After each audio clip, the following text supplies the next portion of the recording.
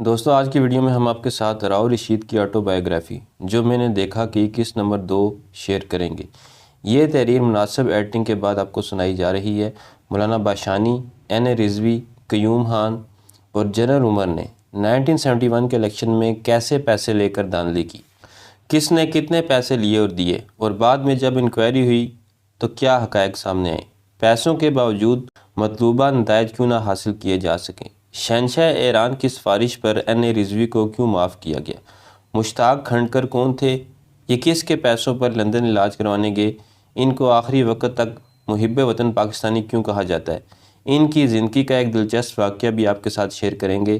Haroon brothers کون تھے، مجیب الرحمان ان کو اپنا مخلص دوست کیوں مانتے تھے، یحییٰ خان نے اپنا بنگلہ کیسے بنایا، اس کے پیسے کس نے ادا کیے، سوئمنگ پول میں جب ساری رات جرنیل ناچتے رہتے، سی آئی اے کی خوبصورت ایجنٹ کے سب جرنیل دیوانے کیوں تھے، یہی سب موضوعات ہماری ویڈیو کا موضوع ہے۔ چلتے ہیں ویڈیو کی طرف۔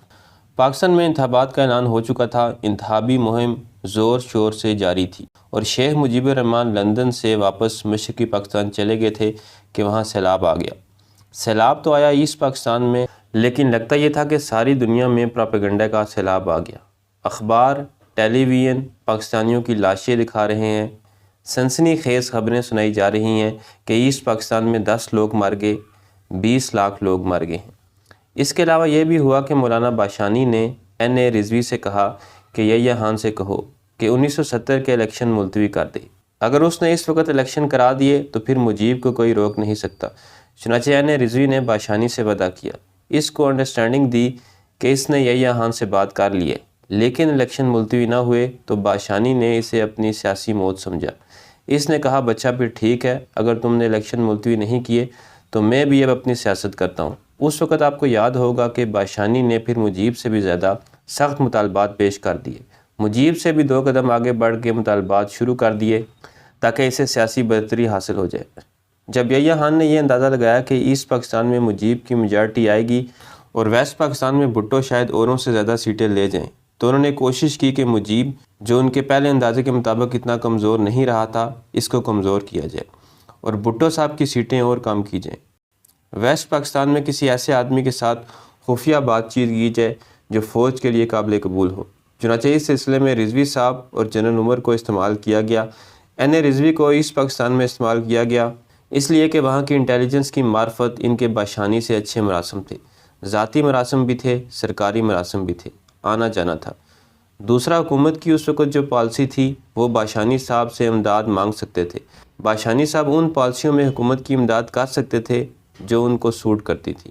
ویسٹ پاکستان میں جو جماعتیں دائیں بازو کی تھی، جنرل عمر کو ان کے لیے استعمال کیا گیا۔ جنرل عمر نے یحییٰ خان کی ایما پر بڑے بڑے صنعت کاروں سے پیسے اکٹھے کیے اور وہ اس الیکشن میں استعمال کیے۔ بعد میں انکوائریاں بھی ہوتی رہیں، جیسے انہوں نے گٹھے زیادہ کیے لیکن بہت کم استعمال کیے، بہت سارے خود کھا گئے۔ اس زمانے میں معاملہ کروڑوں کا نہیں لاکھوں کا ہوتا تھا۔ جب انکوائری ہوئی تو میرا خیال ہے رضوی صاحب نے 3 لاکھ روپے واپس کیے تھے۔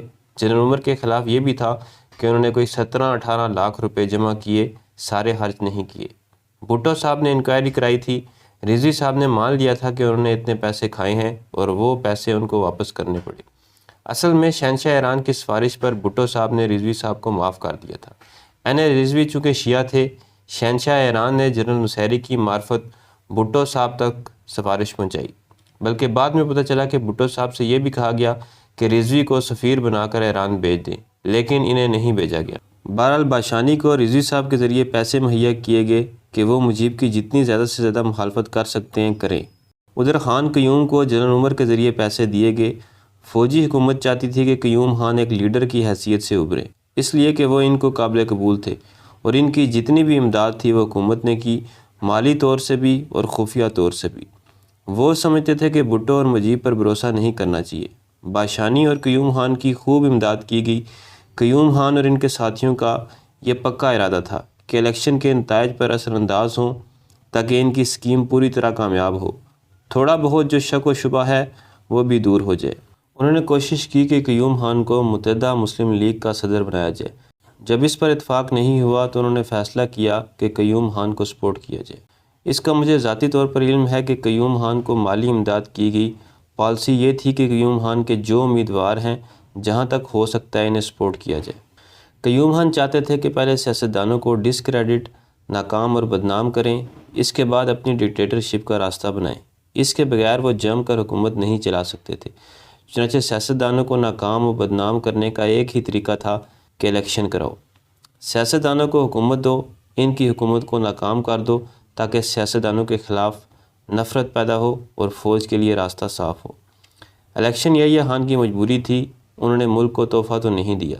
اس مجبوری کو وہ اپنے لیے سیاسی طور سے اور مالی طور سے جتنا قابل قبول بنا سکتے تھے وہ انہوں نے بنایا۔ ان کا خیال تھا کہ اس الیکشن کے ذریعے ان کو فائدہ ہوگا، ان کے لیے راستہ صاف ہوگا، اس لیے انہوں نے الیکشن کرائے۔ لیکن جب الیکشن کے نتائج آئے تو وہ ان کی توقع کے بالکل خلاف تھے۔ پھر یحییٰ خان کو راستہ ہی نہیں نظر آیا۔ ہارے ہوئے جواری کا مزاج ہوتا ہے کہ وہ ہر ایک چیز کو داؤ پر لگا دیتا ہے۔ یحییٰ خان کا بھی ایک ہارے ہوئے جواری کا سا حال تھا، صرف اقتدار سے چمٹا رہنے کے لیے، بغیر کسی سوچ کے، بغیر کسی سمجھ کے، اس کو ہر روز ایک نیا داؤ نظر آتا تھا۔ شاید اس سے ان کا ایک دن اور گزر جائے۔ وہ اقتدار میں رہنے کی خاطر اس سطح تک آ گئے کہ انہوں نے ہر وہ حرکت کی جو ان کو نہیں کرنی چاہیے تھی، ہر وہ قدم اٹھایا جو ان کو نہیں اٹھانا چاہیے تھا۔ آخر کار ملک تباہی کے کنارے پر جا پہنچا۔ جب الیکشن ہو گئے تو محسوس ہونے لگا کہ پاکستان کی سیاست اس نہج پر پہنچ رہی ہے کہ شاید وہ ہم سے علیحدہ ہو جائیں۔ اس سلسلے میں بڑا دلچسپ قصہ سناتا چلوں کہ الیکشن کے بعد کھنڈکر مشتاق صاحب وہاں آئے۔ انہوں نے تحریک پاکستان کے دوران مسلم لیگ میں بڑا کام کیا، قائد اعظم کی قیادت میں کام کیا تھا۔ اس کے بعد وہ عوامی لیگ میں شامل ہو گئے۔ شیخ مجیب الرحمان سے ہمیشہ ان کی دشمنی رہی۔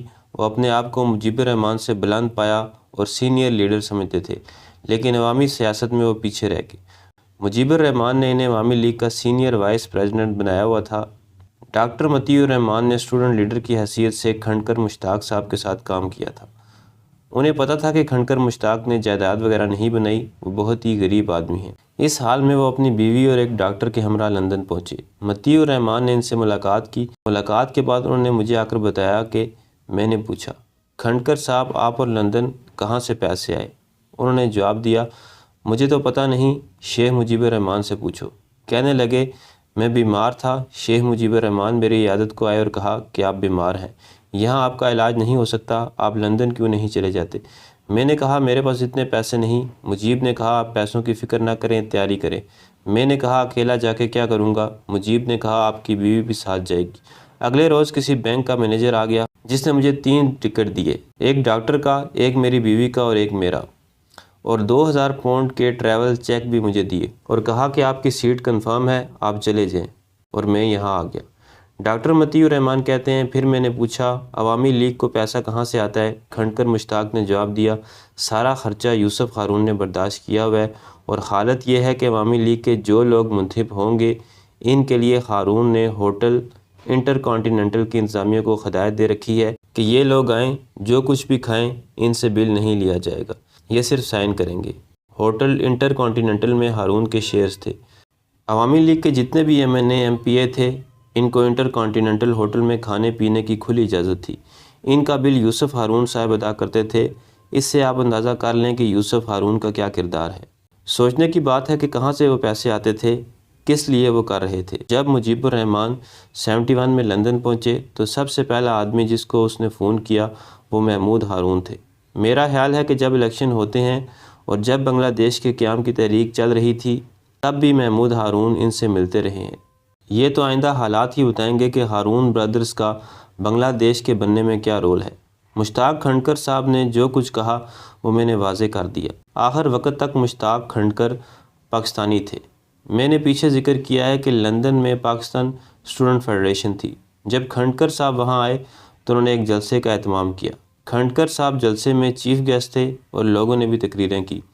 ایک ایسٹ پاکستانی لڑکے نے اپنی تقریر میں قائد اعظم پر تنقید شروع کر دی اور کہا کہ انہوں نے جو پاکستان بنایا تھا وہ بالکل غلط بنایا تھا۔ ہمارا کلچر علیحدہ ہے، مغربی پاکستان کا کلچر علیحدہ ہے، وہ ہمیں ایکسپلائٹ کرتے ہیں وغیرہ وغیرہ۔ انہوں نے جو پاکستان بنایا ہے وہ بالکل غلط بنایا ہے، اس کی کوئی تک نہیں۔ اس پر ویسٹ پاکستانی لڑکے بڑے مشتعل ہوئے اور انہوں نے کھڑے ہو کر شور مچانا شروع کر دیا اور مقرر سے کہا بیٹھ جاؤ بیٹھ جاؤ، کیا بکواس کرتے ہو۔ اس پر مشتاق کھنڈکر کھڑے ہو گئے۔ انہوں نے کہا دیکھیں جو اس کے خیالات ہیں اس کو حق پہنچتا ہے کہ وہ بیان کرے۔ اگر آپ چاہتے ہیں تو اس کا جواب دیں، اگر آپ مجھے کہتے ہیں تو میں اس کا جواب دوں گا۔ یہ ایک جمہوریت پسند سیاستدان کا انداز تھا۔ قائد اعظم کی جو ٹریننگ تھی اس کا اثر تھا۔ کھنڈکر صاحب نے کتنی صحیح بات کی تھی۔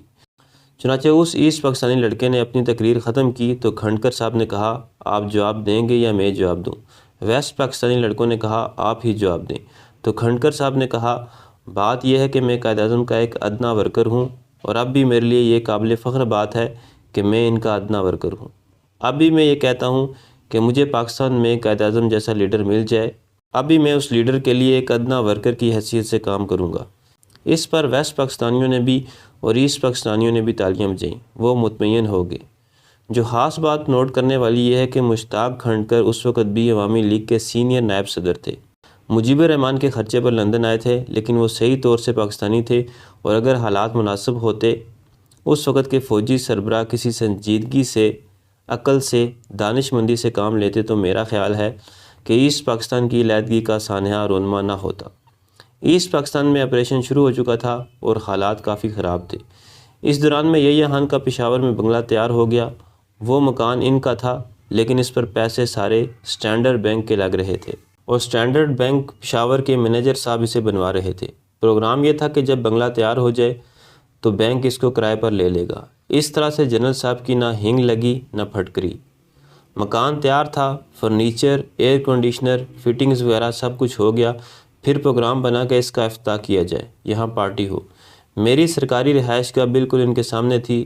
جب اس فنکشن کی تیاریاں شروع ہوئیں تو ایسا محسوس ہوا پاکستان کے جتنے کنجر تھے وہ ماں اپنے اہل و عیال کے وہاں پہنچ گئی۔ کسی نے کسی ریسٹ ہاؤس پر قبضہ کر لیا اور کسی نے کسی ریسٹ ہاؤس پر قبضہ کر لیا۔ اس کے علاوہ جنرل یحییٰ خان کے خاص لوگ تھے، وہ سارے آ گئے۔ اس کے بعد جنرل یحییٰ خان آئے، جنرل حمید بھی ان کے ساتھ تھے، اور بھی جو ان کا مخصوص ٹولہ تھا۔ انعام الرحمان علوی سب چیزوں کے انچارج تھے، نہ گرمیاں تھیں نہ سردیاں۔ سوئمنگ پول کے سامنے رات کے 2-3 بجے تک شراب چلتی رہی، بڑا ہا ہو ہوتا رہا۔ سرچ لائٹیں لگی ہوئی تھیں۔ پشاور میں ایک جرمن جوڑا تھا۔ وہ آدمی لکڑی کی صنعت کاری کا ایکسپرٹ تھا، جسے انہوں نے پاکستان میں لگایا ہوا تھا۔ اس کی بیوی بڑی خوبصورت تھی۔ اس کے متعلق مشہور تھا کہ وہ CIA کی جاسوس ہے، اور اس کا کام ہوتا تھا کہ ہر اس محفل میں، خاص طور سے فوجیوں کی پارٹی میں، وہ کسی نہ کسی طرح ضرور پہنچ جاتی تھی۔ چونکہ صورت خوبصورت تھی لہذا ہر جگہ ویلکم ہوتی تھی۔ اس کا حسن ایک طرح کا پاسپورٹ تھا۔ چنانچہ وہ محترمہ بھی جنرل یحییٰ صاحب کی پارٹی میں نہ صرف موجود تھی بلکہ یحییٰ خان کی باقی جو دوست تھی ان سب میں سب سے زیادہ خوبصورت تھی، ویسے بھی ایسٹرن تھی۔ بکنی پہن کر اس کے ساتھ نہا رہی تھی۔ ہوتا یہ رہا کہ اس محترمہ کو جرنیل اٹھا کر سوئمنگ پول کے اندر پھینکتے تھے، وہ پھر باہر نکلتی تھی کہے لگا کر۔ یہ اس وقت کا حال ہے جب ایسٹ پاکستان میں ہمارے بے شمار فوجی مارے جا رہے تھے اور سالم پاکستان کے آخری دن تھے۔ چونکہ یہ قصہ میرے گھر کے سامنے ہو رہا تھا، میں دیکھتا رہا اور سوچتا رہا کہ اگر یہی حال ہے تو پھر اس ملک کا خدا ہی حافظ۔ یہ تھی قسط نمبر 2۔ ملتے ہیں قسط نمبر 3 میں، تب تک اللہ حافظ۔